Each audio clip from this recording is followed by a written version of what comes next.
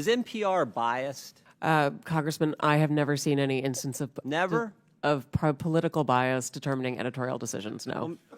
Well, Mr. Berliner, in his story last year, wrote, in the D.C. area, editorial positions at NPR, he said he found 87 registered Democrats, 0 Republicans. Is that accurate?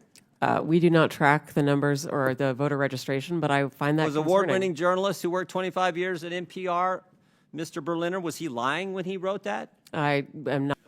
Well, Mr. Berliner, in his story last year, wrote, in the D.C. area, editorial positions at NPR, he said he found 87 registered Democrats, 0 Republicans. Is that accurate? We do not track the numbers or the voter registration, but I find that Was award-winning journalist who worked 25 years at NPR, Mr. Berliner, was he lying when he wrote that? I am not presuming such. I just we don't track that information about our journalists. 87 to 0, and you're not biased? I think that is concerning if those numbers are accurate. It's concerning. I mean, it wasn't 44-43. It wasn't 60-27. It wasn't 70-17. It wasn't even 80-7. It was 87 Democrats, 0 Republicans, and you say NPR is not biased. How about the big stories over the last few years? According to Mr. Berliner, again, he wrote on the Trump-Russia story, he wrote, at NPR, we hitched our wagon. I think that is concerning if those numbers are accurate. It's concerning. I mean, it wasn't 44-43. It wasn't 60-27. It wasn't 70-17. It wasn't even 80-7. It was 87 Democrats, 0 Republicans, and you say NPR is not biased. How about the big stories over the last few years? According to Mr. Berliner, again, he wrote on the Trump-Russia story, he wrote, at NPR, we hitched our wagon to Trump's most visible antagonist, Representative Adam Schiff. They said they interviewed him 25 times. Is that accurate? I was not there at the time, but those numbers sound accurate. Yes. Those sound accurate. But then he said when the Mueller report came out and Robert Mueller said he found no evidence of collusion, he said Russiagate faded from our programming. Is that accurate? Again, I was not there at the time. I couldn't say. You couldn't say? I was not at NPR at the time. You didn't prepare for that? You knew we were going to ask you about this guy, didn't you? It's come up like 6,000 times already in the hearing. I just couldn't say whether it faded from our coverage, sir. How about this story? October 2020, the New York Post had the Hunter Biden laptop story, and one of those editors, I guess one of those 87 Democrat editors, said this: we don't want to waste our time on stories that are not really stories. We don't want to waste the listeners' and readers' times on stories that are just pure distractions. Was that a pure distraction story? Our current editorial leadership believes that that was a mistake, as do I. Yeah, the whole country knows that was a mistake. Definitely impacted the election, or I think it certainly impacted the election. How about the COVID origin story? That's a pretty big story too, right? Mr. Berliner said, we became fervent members of the team Natural Origin, even declaring that the lab leak was debunked by scientists. Turns out, though, the lab leak is what most people think actually caused the COVID virus. Sorry, is there a question there? There is. You guys were 0 for 3 on the three of the biggest stories in the last 5 years. You guys were 0 for 3, and yet you maintain that NPR is not biased? Congressman, I do not believe we are politically biased. No, we are a nonpartisan organization. Nonpartisan organization. What's happened to your listeners over the last 5 years? Went up, down, or stayed the same? It has gone up and down and is now going back up. Well, I thought 5 years ago it was at 60 million. And you said in your opening statement, I think, 43 million. That's correct. So 43 million now, and it was at 60 million 5 years ago. I can do some math. That looks like it went down. And is now going back up. It's now going back up? Yes, it is. How much has it went back up? It's gone up a couple of millions over the past years. So you went from 60 million to 41 million. Now you're back up to 43 million. In a year's time, I'm very proud of that growth, sir. Okay, you're proud of that growth. Okay. But over 5 years, it's went down 18 million. That is correct, sir. Okay. Should taxpayers subsidize NPR?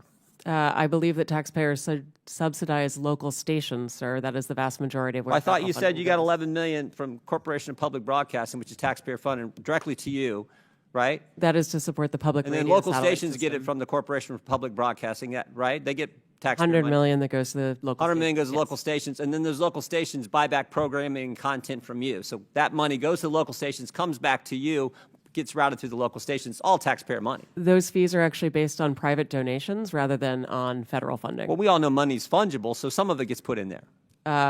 Certainly, we could agree that money is fungible. What? More money for less listeners. You fired the guy who pointed all this out, who said that you were so biased to the left that you lost listeners, which is exactly happening, and you're here maintaining that, oh, you need to continue to get taxpayer money. I did not fire Mr. Berliner, sir. Okay, the guy that left after all that. Understand. Are you fundraising off today's hearing? Sir, I believe that there was a message that went out earlier today letting people know we were coming in. Yes. Yeah, and at the bottom of the message it said, donate now, right? I don't recall the exact I can language. show it to you. Right there it is. Donate now. I mean, I'm not against fundraising. We all do it. I mean, I get it. But it's, I assume this fundraising thing is probably going to all the left listeners who are subsidized content by the taxpayers, and that's the gentleman's rub. time is That's expired. the rub. Do you believe the National Public Radio takes a balanced and fair approach to news, politics, culture, et cetera? Mr. Fallon, thank you for the question. I came into National Public Radio with a And goal. I apologize. It's just that we have such a limited time. Do you Of course. believe that to be true? I believe that we have work to do. We always do in order to improve and think to it's serve more- all Americans. More accurate than not that you're fair, or you're either fair or you're unfair. So what do you think you are? I believe we wake up every day with a desire to be fair, and it is part of You're why not claiming that you're fair. You have a desire to be fair. Okay. So you would not describe NPR as objective and nonpartisan? I would. You would, okay.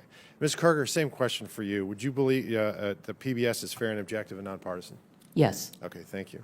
Thank you for the quick answer, too. So I found it interesting that the CBP's recent goal was to promote efforts that ensure fact-based journalism that promotes a symphony of ideological viewpoints. You both agree with that goal? Yes. All right, wonderful. So, Ms. Karger, in 2023, when PBS had a program, Washington Week with the Atlantic, and when President Biden's mental acuity was questioned, one of the reporters claimed the GOP was lying. Another reporter, Jeffrey Goldberg, who's been in the news of late, described Biden as, quote, mentally acute. Were you aware if there were any dissenting opinions on that program that day? I don't know from that day. No, There were not. But fortunately, there was a debate in, I believe, June of 2024 where the American people and the world found out just who was lying. The Democrats, Jeffrey Goldberg, and PBS. Ms. Marr, I'm sure you're aware that Hunter Biden had a laptop.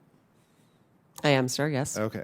And there were many stories written about said laptop. Yes, sir. And in 2020, unfortunately, NPR's managing editor for news refused to cover the story, and he branded it a, quote, waste of time, not a real story, and a distraction.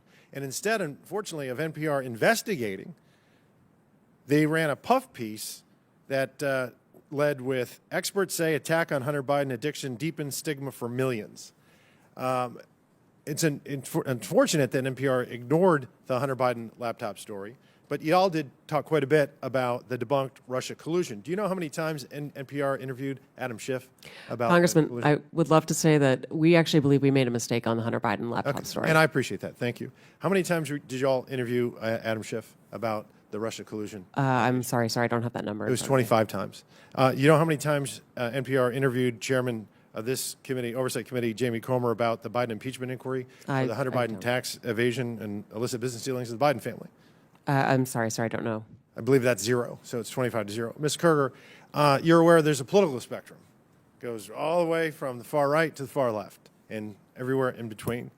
Would it trouble you to hear that for 6 months there was an analysis done on PBS's NewsHour from June to November of 2023 where they found that far right that term was used 162 times and far left was only used 6 times?